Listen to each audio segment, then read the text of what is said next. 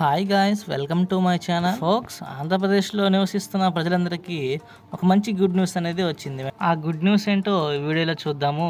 వీడియోని చివరి దాకా చూడండి, మధ్యలో స్కిప్ చేయొద్దు.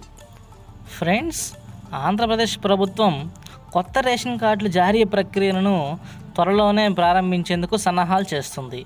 ఇటీవల కూటమి ప్రభుత్వం అధికారంలోకి వచ్చిన తర్వాత ఈ ప్రక్రియ వాయిదా పడుతూ వస్తుంది. అయితే ఇప్పుడు మరి కొన్ని రోజుల్లో కొత్తగా మనం నవదంపతులు, కుటుంబ సభ్యుల మార్పులు, చేర్పులు చేసుకోవడానికి ప్రత్యేకమైన అవకాశం కల్పిస్తుంది ఆంధ్రప్రదేశ్ గవర్నమెంటు రేషన్ కార్డులో. అయితే ఈ రేషన్ కార్డులు ఇప్పుడు కొంచెం పాత డిజైన్ కాకుండా లేటెస్ట్గా క్రెడిట్ కార్డు టైప్లో ఒక కొత్త డిజైన్ను తయారు చేస్తున్నారు. అది ఎలా ఉంటుందంటే, ఈ కార్డులో క్యూఆర్ కోడ్ కూడా ఉంటుంది.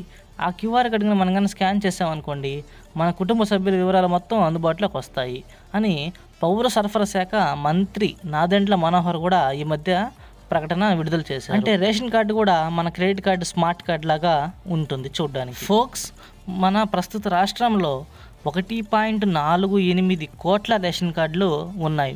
ఇప్పుడు కానీ గవర్నమెంట్ కానీ కొత్తగా ఎడిటింగ్ ఆప్షన్ తీసుకొస్తుంది కదా, దాంతో మొత్తం కలిపి 70,000 దంపతులు, కుటుంబ సభ్యులు మార్పులు, చేర్పులు కలిపితే మొత్తం 2 లక్షల రేషన్ కార్డులు జారీ అవుతాయి. ఇప్పుడు వచ్చే 2 లక్షల రేషన్ కార్డులు మరియు పాత యొక్క 1.48 కోట్ల రేషన్ కార్డులు మొత్తం కలిపితే 1.50 కోట్లకు చేరే అవకాశం ఉంటుంది. ఇప్పుడు ఈ రేషన్ కార్డులు కొత్తవి జారీ చేసేదానికి మనకి టైం ఎప్పుడంటే జనవరి చివరిలో కానీ ఫిబ్రవరి ఫస్ట్ వీక్లో కానీ మనకి ఆప్షన్ అనేది వస్తుంది.